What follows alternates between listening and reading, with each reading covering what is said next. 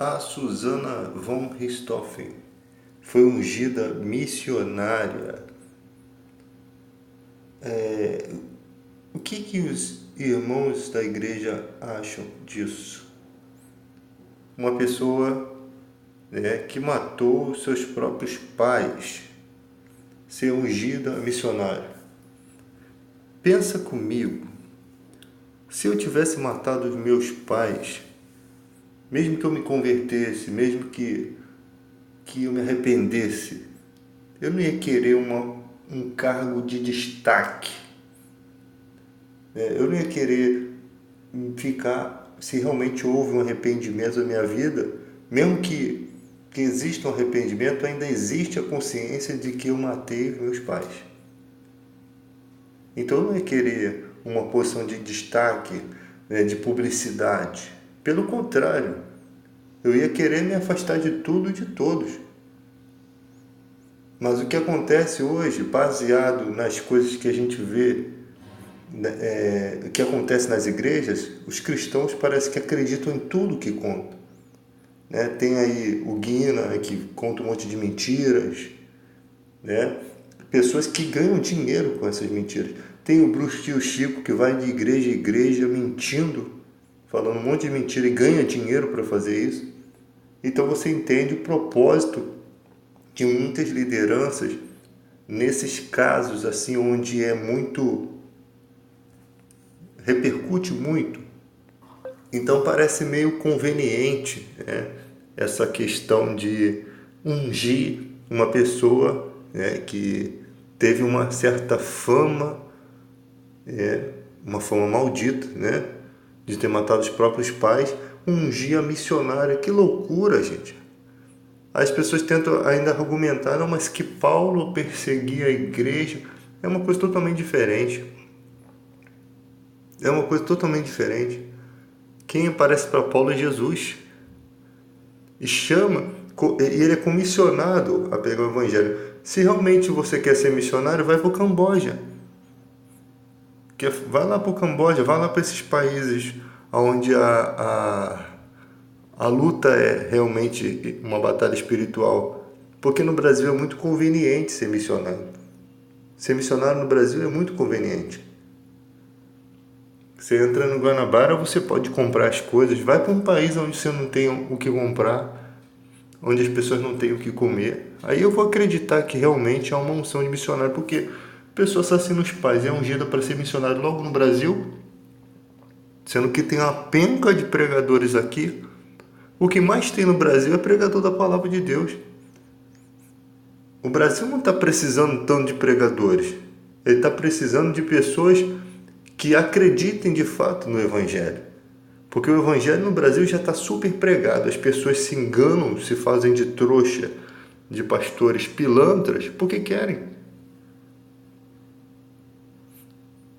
Porque elas querem ir para a igreja com um propósito que não é o de buscar a Deus. Elas querem buscar carro, elas querem buscar casa, elas querem um evangelho conveniente.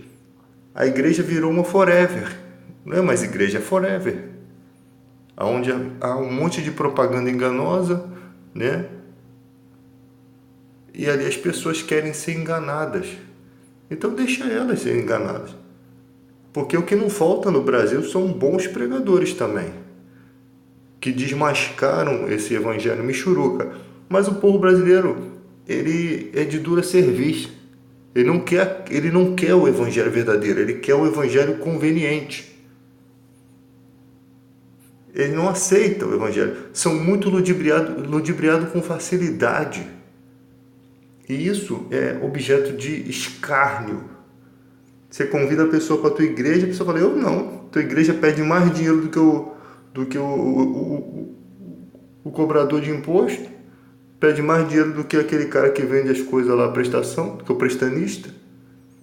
Então a pessoa vai fazer o que na tua igreja? Elas não vê Deus na tua igreja.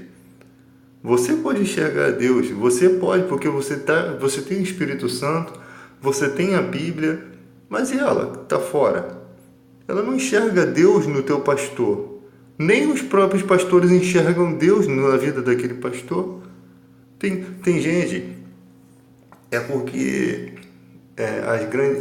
a Igreja Universal, por exemplo, é ligada a uma grande emissora de televisão.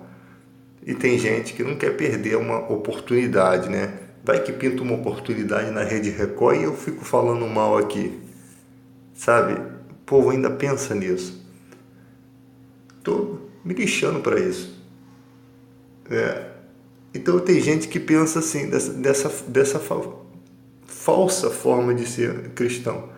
E ali fica, eu não posso criticar o pastor tal, porque se a minha igreja fizesse a metade do que eles fazem, quer dizer que agora você pode pregar o evangelho e por pretexto também explorar a fé das pessoas. Você pode ajudar as pessoas e por pretexto também usar o evangelho de uma forma mentirosa, porque é isso que vocês estão querendo nos informar.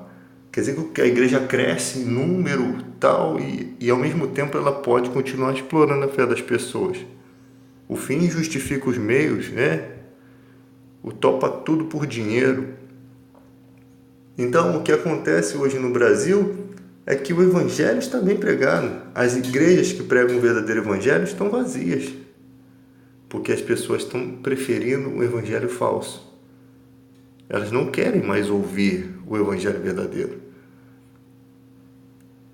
Elas querem a prosperidade do mundo, elas não querem a Nova Jerusalém, elas querem isso aqui, essa terra aqui.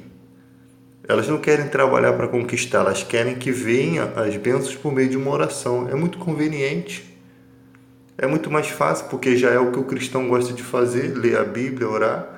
Então eu tenho um Deus particular, só para mim, só porque agora que eu sou servo de Deus, Deus tem que ser o meu abençoador, Ele tem que ser o meu abençoador, Ele tem que fazer por mim. Não é bem assim as coisas, não. Porque senão Jesus não falava, aquele que quer vir após mim, pegue a sua cruz e me siga. Jesus está falando de cruz, Jesus está falando de dificuldade, Jesus está falando até de sofrimento. Porque dependendo da época você pode sofrer por Cristo. E vocês não estão falando de cruz.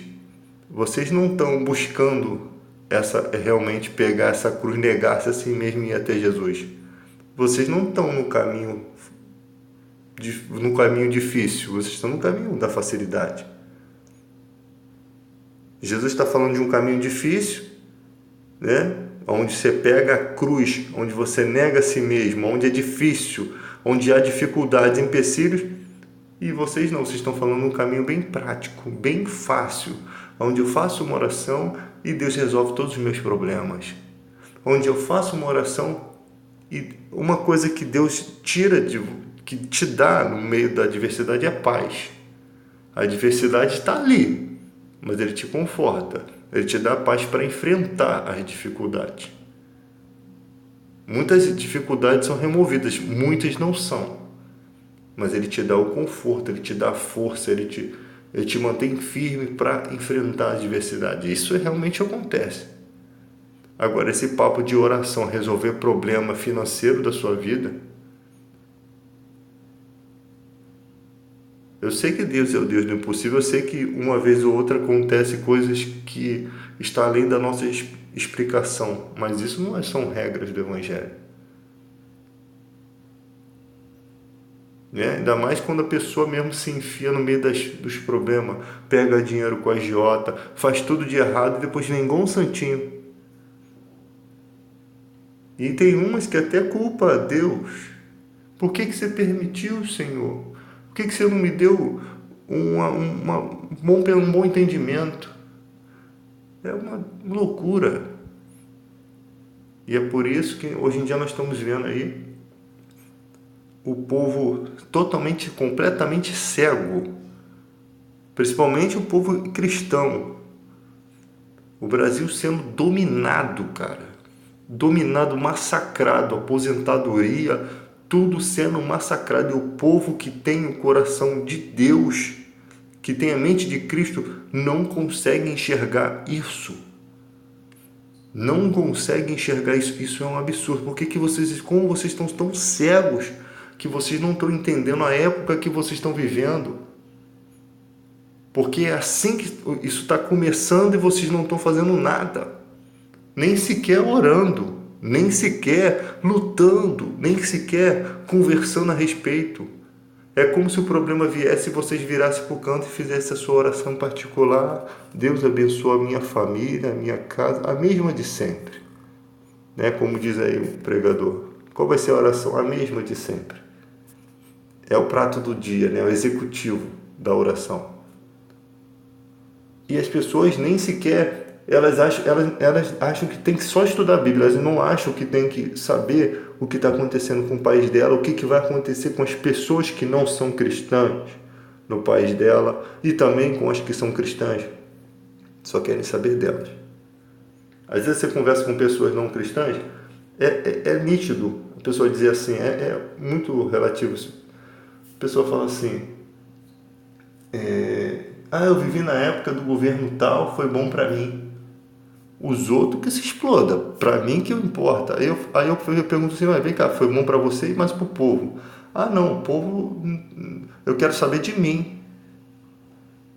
A falta de patriotismo é uma coisa ridícula, onde a pessoa só está preocupada com ela mesma, é o egocentrismo. Não me importa o que está acontecendo no mundo, o que importa é que é bom para mim. Ah, mas eu vivi na época da ditadura, foi bom para mim.